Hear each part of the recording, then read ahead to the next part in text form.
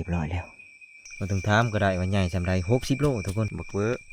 เขามองผูออกเลยทุกคนเด้บอกแล้วว่าอย่าให้พานบนเฮียงทับทุกคนถ้าทับแล้วมันได้กินโล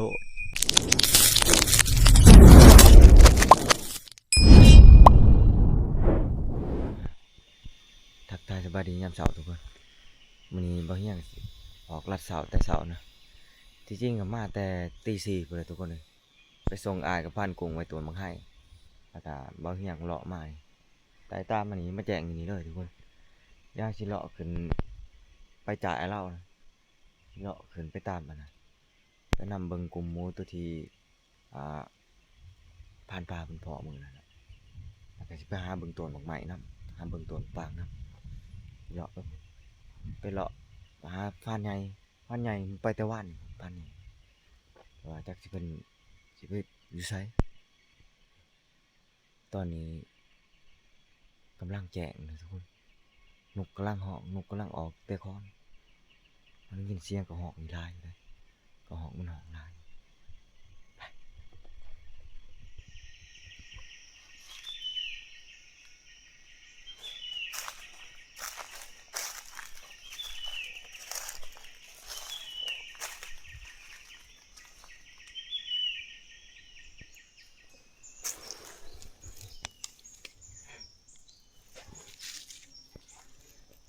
หอยแม่งแข็งแลบเลยทุกคน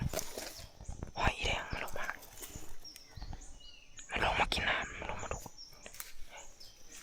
ตัวนี้หอยโมตัวนี้มองนี่มันมีน้ำมันลงมากินน้ำเลย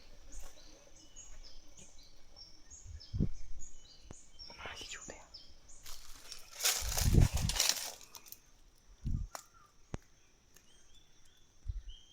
มักน้อทุกคนนี่มากสุกมันไหนสักหน่อยแต่ว่ามันยังไม่ทันสุกมันได้เบิ่งทางด้านลุมนึงเห็นตัวหอยมินกับฮอนมันมากินนี่ทุกคน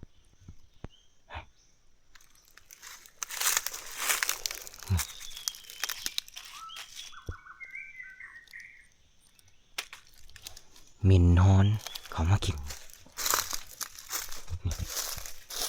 แม่เลยเห็นตัวของมันนี่เขามาแต่ว่ามันสุกบ่ทันลายนี่แต่ว่ามันสุกลายนะมันเห็นสิเขามาลายนี่ทุกคนนี่มันจะมากินนี่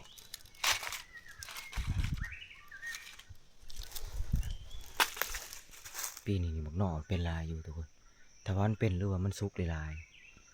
มินฮ้อนเขายังบ่คืนนี่ทุกคนหมูป่ามันก็หมักน่าสิรอขึ้นมาเบิ่งตรงต่างอยู่เถอะต้นนี้บ่เป็นซ้ำทุกคน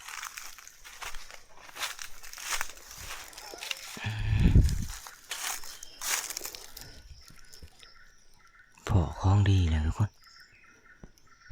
พอเหล่าเขามาแล้วนี่มาใกล้ทุกคนนี่เบิ่งห้อยมันเหลินมันกินนี่ห้อยหมูป่ามันเขามามันกินเลยทั้งมันนอนอยู่ในนี้เลยทุกคนนี่ห้อยแตกทีเลยคลองมันมานะนี่ทางมันเที่ยวกินมาใกล้นี่ต้นมันนี่มาใกล้มันไก่สิเบิดเลยทุกคนบนคลองมันเลยนี่มันเที่ยวลงมานี่โอ้ยโอ้นะแปลนตัวเลยเอาพอบอลคักแล้วทุกคนทำเลดีโดนให้ทุกคนสัตว์ป่าเขามากินนี่แตกพีเลยนะประเภทหมูป่านี่ทุกคนมันเขาหนีห้อยมันแตกพีเลยเป็นคลองอัดหลาดเลยทุกคนทึ่งแม่งล้างน้ำมินฮ้อนทุกคนเขามากินงัวเต็มทีเลยต้นบางให้ต้นนี้บ่มีใครเห็นทุกคนนี่บ่เฮียงกำลังมาเห็นแต่ว่ามันไก่สิเบิดเลยมันเขามากินเกือบจะว่าคู่ขึ้นเมื่อคืนนี้มันก็เก่าทุกคนห้อยใหม่ๆนึงคักเลยทุกคน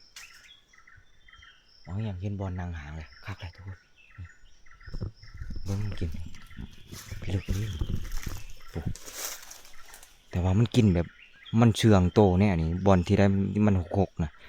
อันนี้คือบอลที่หมูถอกมันเขากินมันอยู่นี่หมูใหญ่นะระดับ100 โลทุกคนเพราะว่าหมูใหญ่มันสลาดมันเข่ามาแล้วมันสิอยู่บอลหกได้มันกินบอลเป็นแป้นนี่มีแต่หมูน้อยซุ่มเป็นแป้นซุ่มหมูใหญ่นี่มันสิเขากินเถอะเบิ้งโอ้เบิ้งคลองมันลงมาทุกคนโอ้สำทางง่วงอยู่ในคอกเลยทุกคนคนนะโอ้เบิ้งทางมันมาทุกคนโอ้พี่ลึกอะไรอันนี้ฮะสนุกมันเล่นมันกินทุกคนนี่บ่ได้มีคนมาเห็นโอ้มันกินอิ่มเลยมันนอนกินอิ่มเลยมันนอนมันไปว่ามันบ่หยานหยังเลยนะเพราะว่าบ่อนี้มันไกลคนอยู่แล้วมันอยู่เทิงล้างผู้ทุกคนบางอย่างกันมาเบิ่งผู้เบิ่งคลองมันผู้คลองหมักทอกอะไรนี่เนาะผู้อ๋อต้องขักอะไรทำเลดีดีพี่ทุกเวลานั่งนี่นั่ง2 คนกับคักได้คนหนึ่งนี่นั่งดักบอลนี่ทุกคนนี่ขึ้นนั่งดักบอลนี่บริเวณแทนนี่บางทีมันอาจจะมาเบื้องนี่ก่อนก็มีนี่มันมาแล้วอีกเบื้องหนึ่งล่ะนั่งอยู่พุ่นนึงนั่งอยู่เบื้องนะถ้าวันมาเบื้องนะเขาก็สามารถทับได้แต่ว่าเขาเปิดไฟแล้วมันแตกมาหาหมอนี่ก็มีโอกาสได้ทับทุกคนเดี๋ยวเขาจะวางแผนไว้เดี๋ยวเขาสิพาพานใหญ่มานั่งทุกคนนี่หาบอลนั่งบอลนี่ก็ได้นี่นั่งแทนมันอยู่ไกลบริเวณต้นมันให้นี่อยากบ่อยากหมูป่ามันหลายตัวอยู่แล้วทุกคนมันส่วนกินอยู่แล้วโอ้มันให้นี่ก็ล้นลายสนุกมันเขากินเก็บกินทุกคนมีแต่ห้อยมันพวกมาเขากินแทนมันเบิดเอาได้บอลนั่งแล้วปนี้ทุกคนนี่เอามาแล้วจะขึ้นผูกอูอยู่แหละขึ้นผูกอูนั่งห่างอยู่แหละมองนี่ทำเลดีเลยทุกคนมันเข้ามาเบื่อนั่นก็เห็นมันเข้ามาแถวนี้ก็เห็นนี่พักแล้วปะนี่ทางมันเที่ยวนี่ไปมันถูก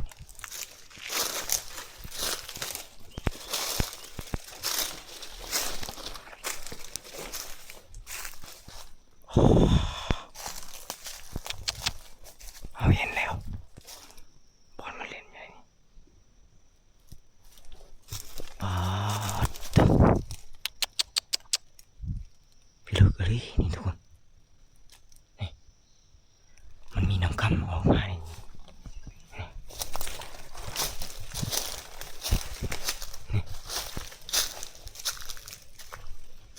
ปาด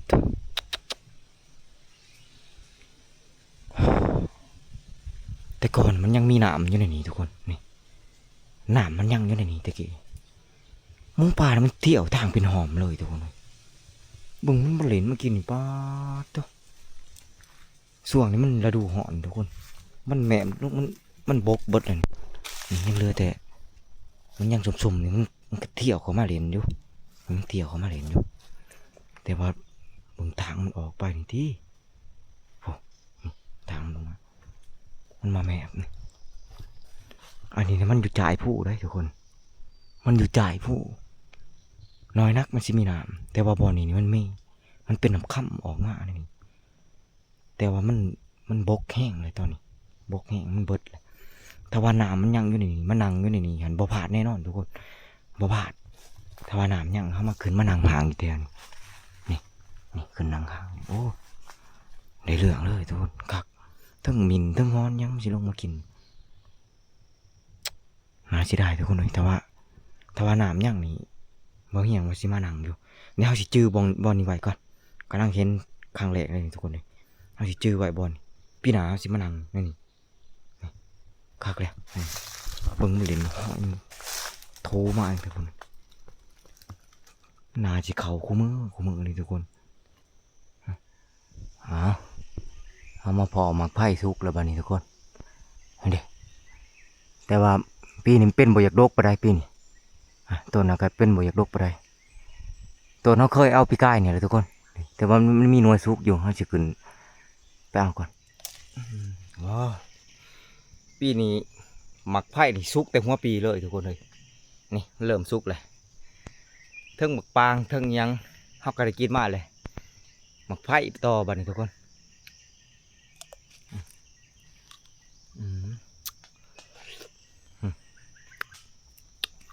ปีนี้ได้กินหมักไผ่ถึงหัวปี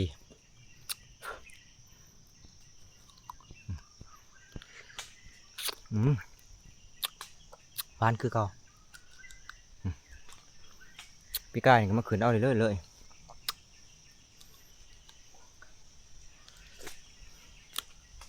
ี่ให้ชิลอเมื่อบัดนี้ทุกคนอย่างน้อยเฮากะหูต้นหมักไหม้แหละหูจักต้นหมักไห้เลยทุกคนเลยแล้วก็เฮาได้เบิ่งทำเลอันไว้เรียบร้อยแล้วบอนขึ้นนางหางเพื่อเฮาสิมาขึ้นนางหางดักจะปลาแรง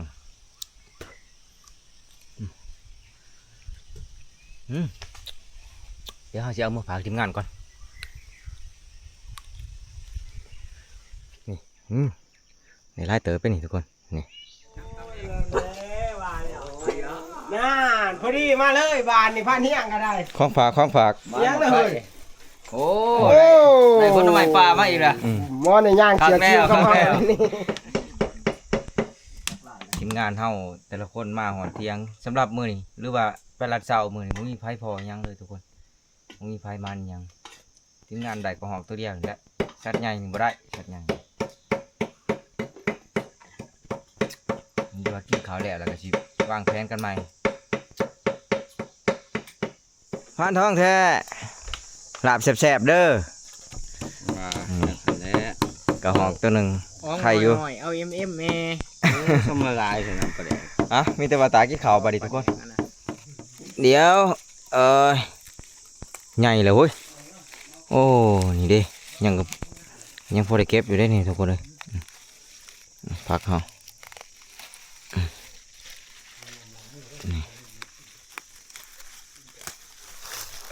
กินกับหลากกว่าหอก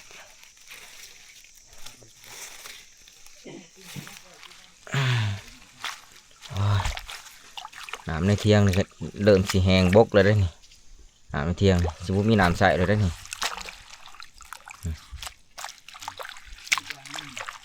มันใหญ่ เอาลวกเอาดิเนี่ยบ้านนี่ ลิงไว้ก่อนไม่ดอกชัวได้ป่ะชัวเอาโจ๊กเข้าไปอีกเจ้าเขามันบ่คือตัวนั้นดอก ยังตัวนั้นเห็นจกไอ้เด็กก็ว่าบ่คือตัวนั้น เอ้าอีกแล้ว ลวกผักก็ได้ ลวกผัก ผักกาดดอกบ่นี่เบิ่ง ผักกาดดอก ลอกมึงก่อน ตั้งสายบ่เขาบ่แม่นอิหยังตั้งโอ๊บ่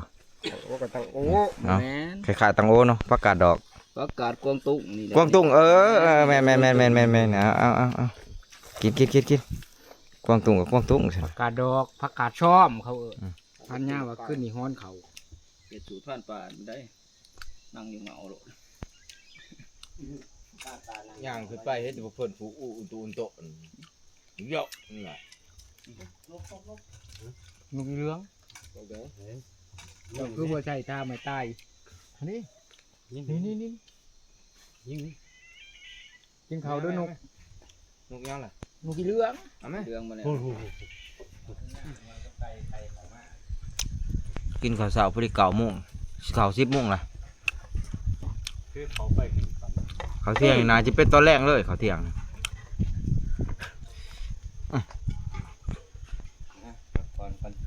อยากบ่ท้องเหลือง สมรู้ว่า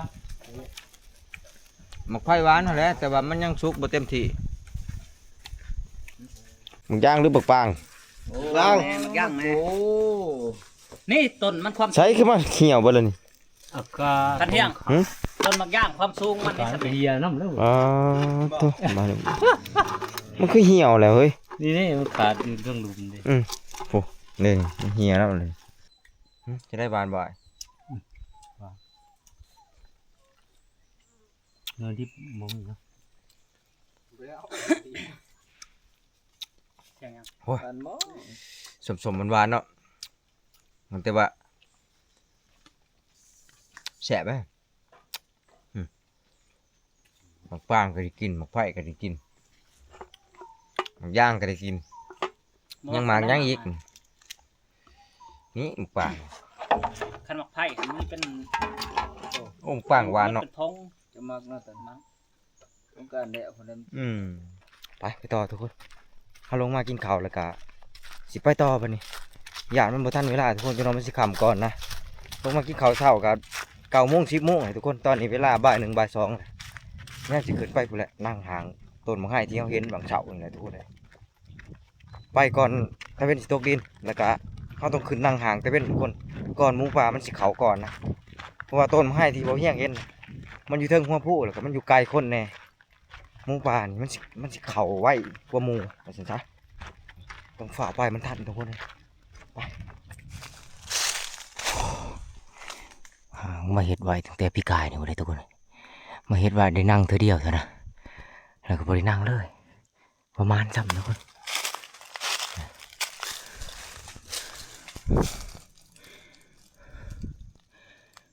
บางสุกทุกคน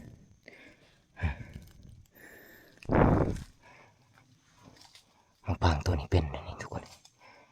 โอ้ตัวมันสิเบิดเลยนี่เป็นตัวหอยหมูเขาเลยทุกคนนี่หอยหมูเขา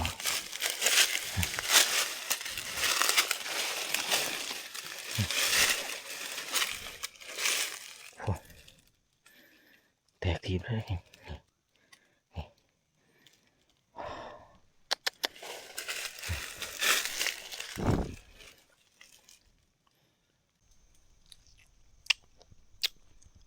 หวานอยู่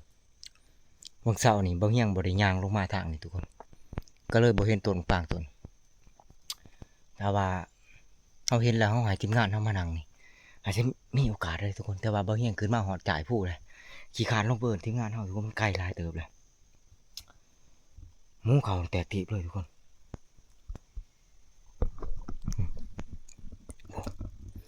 มีตัวหอยหมูกินหมูกับกระหอกมันกินขับทีเลยทุกคนนี่เป็นแปลนมีแต่หมูแล้วนี่เขานี่โอ้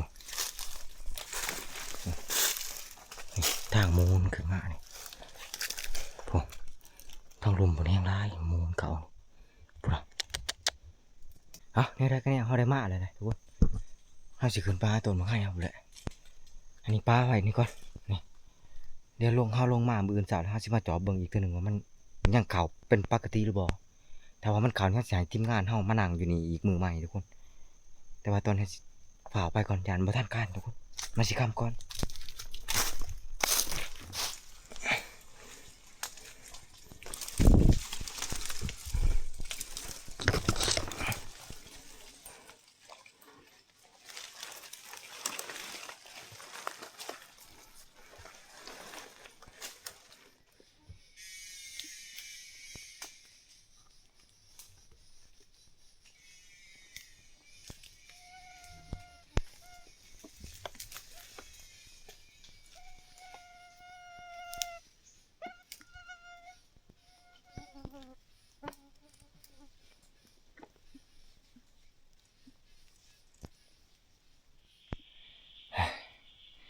ตอนนี้บางอย่างขึ้นนั่งห่างเรียบร้อยแล้วทุกคน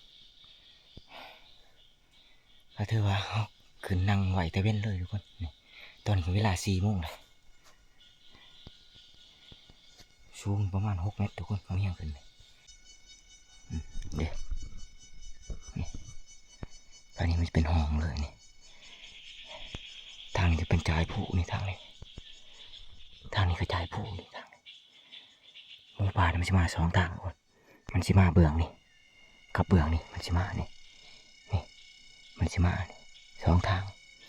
แต่ว่ามันมานี่เขาก็สามารถยังเห็นอยู่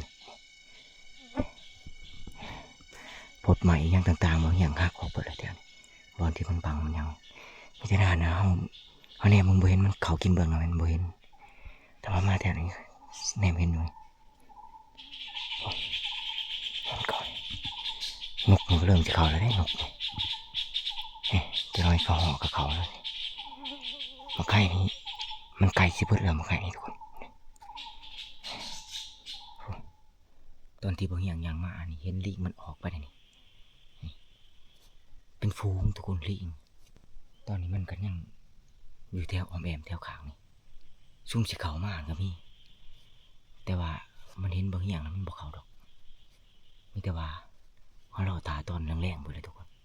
ตอนแรงๆหรือว่ายามกลางคืนบ่เอามันหลุดมาเวอร์น้ำกันทุกคน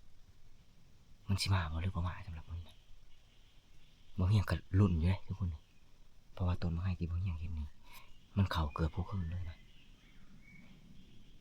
กักเลยมองนี่ไม้เด็ดเลยทุกคนเอาสิไปจะได้กันรอเบิ่งน้ำกันเลยทุกคน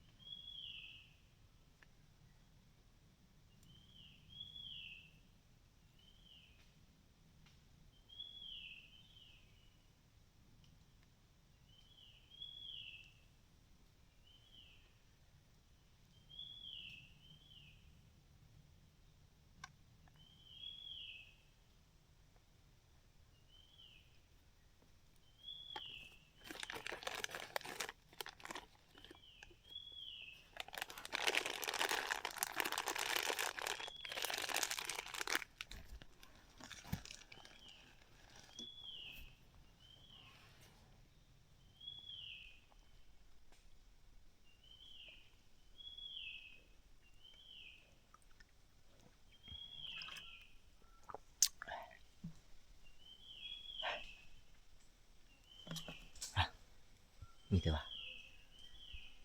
เขารอตายมันมาเลยกันทุกคนเนี่ยมันรู้กันสำหรับคืนมันหมูป่าเนี่ยมันสิมาหรือเปล่าทุกคนแล้วก็ยังกระสิอัปเดตให้ FC ได้เบิ่งทุกๆชั่วโมงทุกคน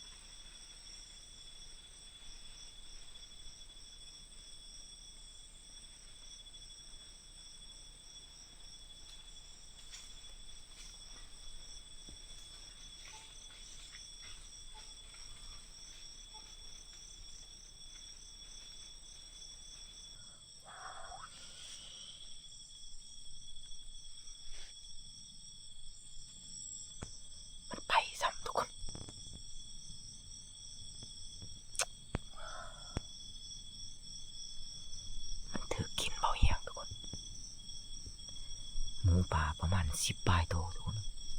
มันเข้ามามันเข้ามาเนี่ยมันกำลังจะกินมาให้ทุกคนมีแม่ค้างตัวหนึ่งนะ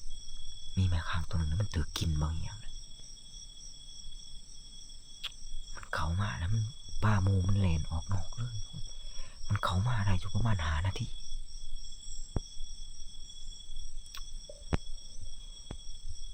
มันมาจบเถื่อทุกคน6 โมงแรงมันมาเมื่อยังกินแล้วมันต้องมาเตเว่น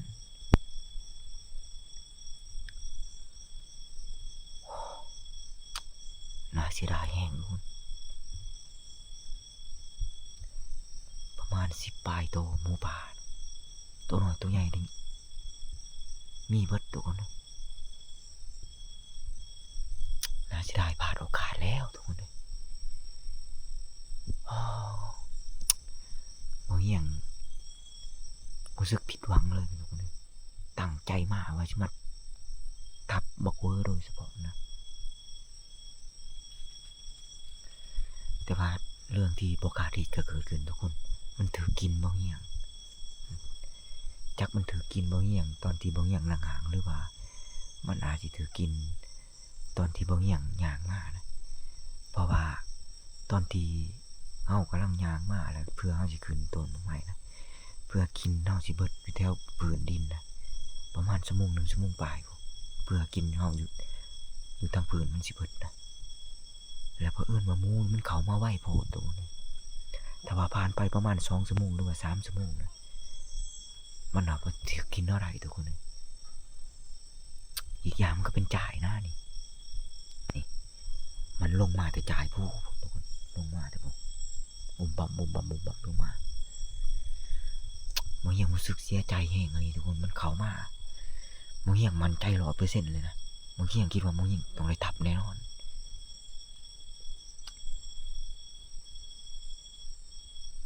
แต่ว่ามันเธอกินน้อยนายดิทุกคน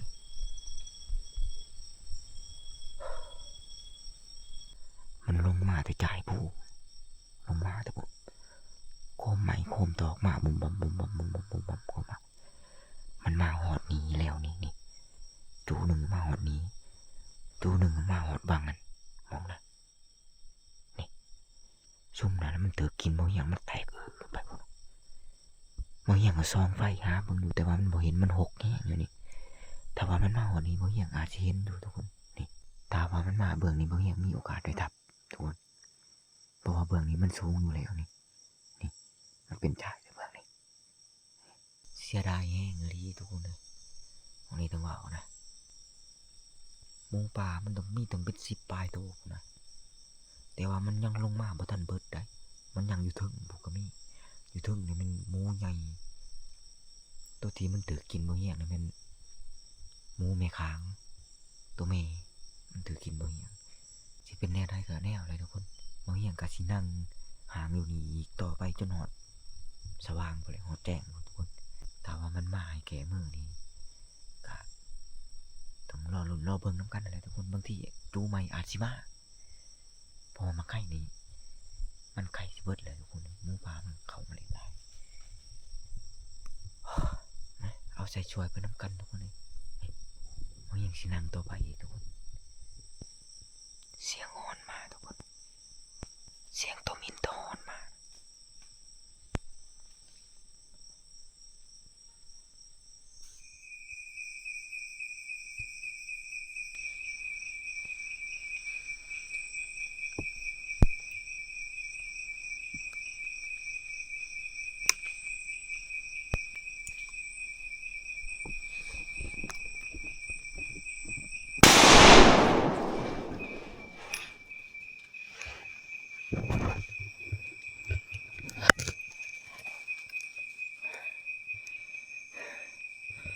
เรียบร้อยทุกคนเรียบร้อยแล้วแก่มือทุกคนหลอบแก่มือ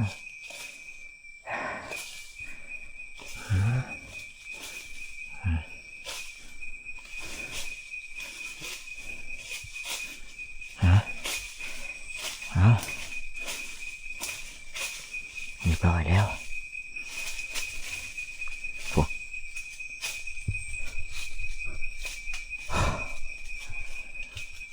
ใหม่อีกรอบ2ทุกคนนี่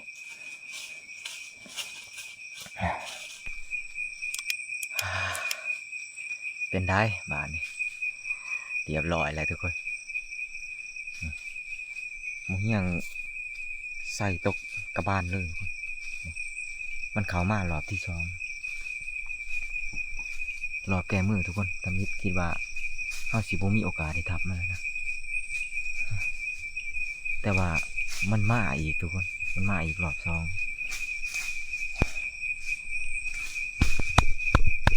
นี่หัวเหี้ยงจัดอีกแล้วทุกคนรอบ2แก้มือใจหายใจขวามทุกคนเลยบินเดวๆเลยลงกับทีเลยทุกคนนี่เสร็จเลยบ่ใกล้หรอกประมาณ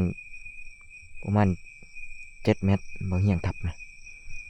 มันยางมา2 ตัวมันยางมาถูกแล้วทางมันแตกไปแล้วมันยางมาใหม่มันมาอีกรอบ2ทุกคนมันมาตัวหนึ่งหันมาหันตัวหนึ่งตัวนี้ยางมานี่พอดีเลยบ่เหี้ยงเปิดไพ่ขึ้นพอดีเห็นพอดีเลยทุกคนบ่เหี้ยงตัดสินใจทับเลยมันปินหัวมาทุกคนบ่เหี้ยงยิงใส่หน้าผากมันเลยนะลงกับทีเลยทุกคนนี่มาเลยทุกคนมาเลยสะใจทุกคนมันมึนตั้งแต่ตอนหัวแรงปุ๊บมันเข่ามาเลยเอาบริทับทุกคนมึนแห้งดีดีใจเลยทุกคนมันอย่างลมอีกแล้วทุกคนบอกว่าเดี๋ยวเราสิลงไปเบิ่งดูกันว่ามันสิได้จักโลทุกคนตอนนี้เขายังไม่ทันหูดอกแต่เบิ่งแล้วคือสิใหญ่เติบอยู่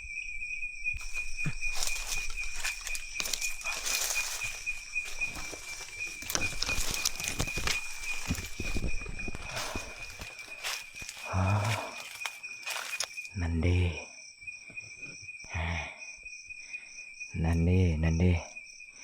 เฮ็ดอาดลาด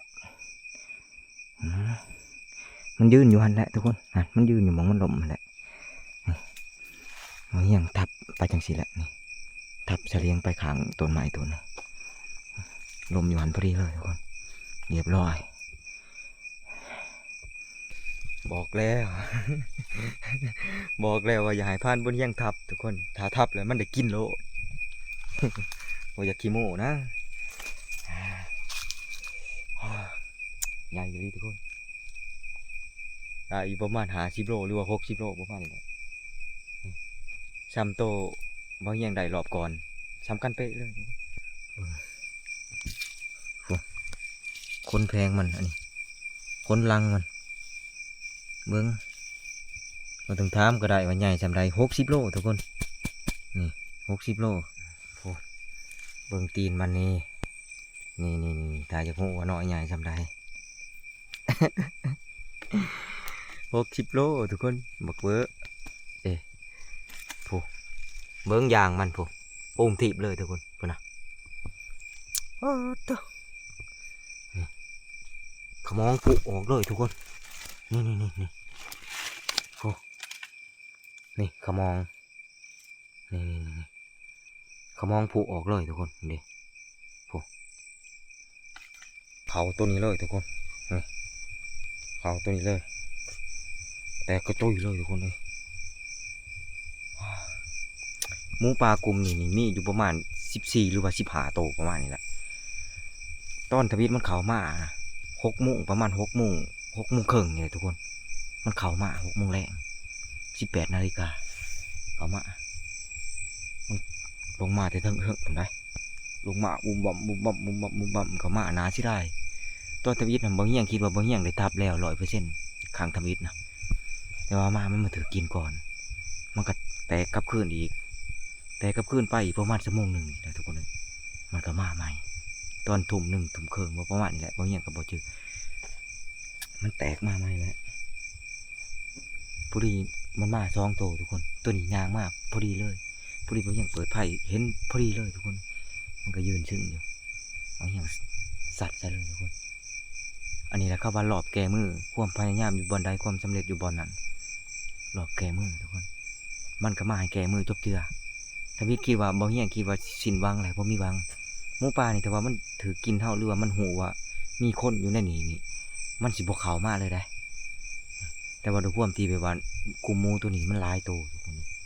กูมูตัวนี้มันหลายตัวเลยมันย้อนกลับเข้ามาอีกใหม่ต้นมะข่ายนี่มันเข่านี่คือบ่เฮียงเว้าสุฟังแหละมันเข่าคู่มือทุกคนเลยนี่เอ้าสิเป็นจะได้นะค่ำคืนมื้อนี้บ่เฮียงกระมานเลยทุกคนเลย60 โล มองนี่นาจะเป็นห้อยบาดแผลเก่านี่แต่ว่าบ่แม่นบาดแผลที่ถูกยิงเลยน่าจะเป็นห้อยบาดแผลที่มันคบกันนั่นแหละอยู่ในฝูงทุกคนนี่ก็ถือว่าบ่ธรรมดาหมูป่าตัวนี้นี่หางยาวพันนี่ทุกคนนี่หมูป่านี่หางยาวนี่ตีนลังนี่ตีนลังนี่เดี๋ยวเบิ่งอย่างที่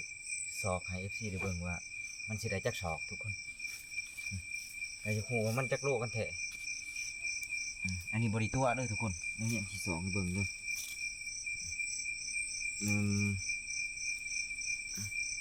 2 3 ศอกกับอีกพามือหนึ่งทุกคนนี่ได้3 ศอ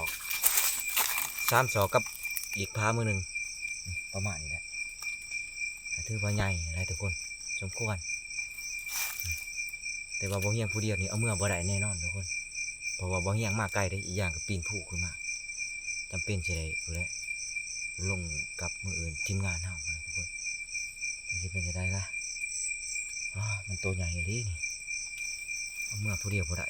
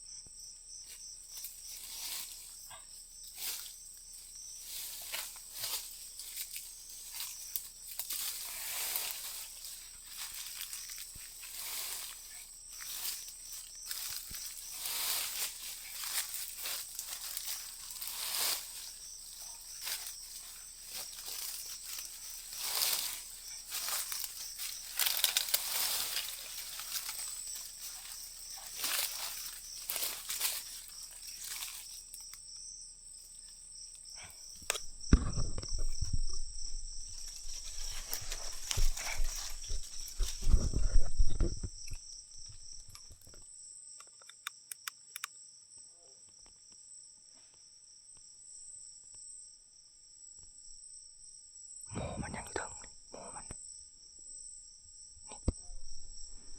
ข้างนี้ก็มีเสียงในข้างนี้ก็มีนี่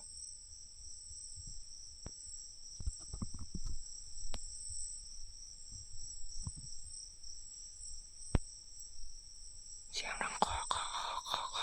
เสียงทุกคนเดี๋ยวมาลุ้นอีกน้ำกันทุกคนบอกยังจะได้ทับอีกตัวที่2หรือเปล่าตอนนี้หมูป่ามันบริไปทางอีกแล้วทุกคนมันวนเวียนเข้ามากินอยู่ในต้นมะไข่นะมันบ่ไปขนาดบอกยังทับแล้วเลยมันยังบ่ไปทุกคนมันยังวนเวียนอยู่แถวนี้อยู่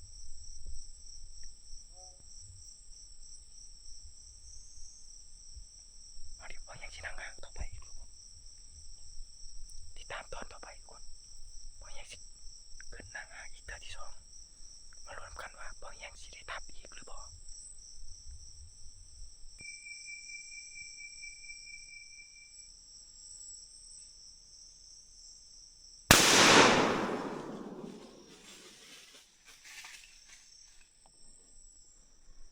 เรียบร้อยอีกแล้วทุกคนแต้มที่2ทอนทุกคนแมงละงาม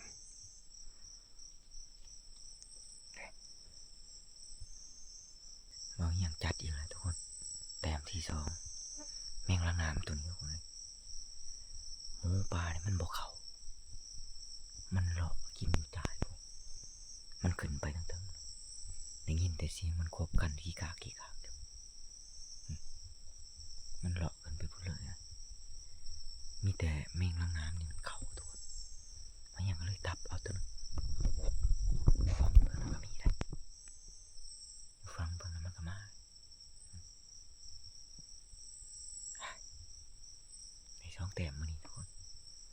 สินั่งต่อไปอีกเรื่อยๆจนแจ้งบ่เลยเฮาบ่ลงมื้อนี้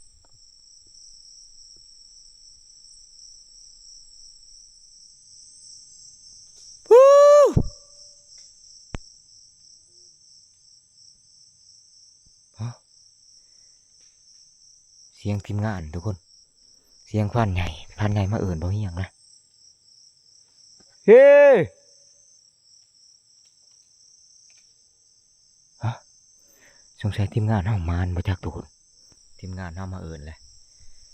สงสัยทีมงานเฮาก็มานคือกันทุกคนสำหรับมื้อนี้นี่มานสุดแหละทุกคนแม่นจังได๋ก็แม่นแน่นอนทีมงานเฮาต้องมานแน่นอนทีมงานมาเอิ้นแหละทุกคนนี่จักสิแม่นบ่เว้ยจักสิแม่นอีหยังจักสิว่าจักโลแต่บ่ฮู้จักทุกคนเดี๋ยวเพิ่นยังสิฟ้าวลงแต่หางก็นะเฮาก็สิลงไปหาทีมงานไปเลยทุกคนบักเวอร์เฮาก็สิป้าไว้นี่แหละเวอร์เฮาเปิดทีมงานสิไปเซอร์ไพรส์ทีมงานทุกคนเลย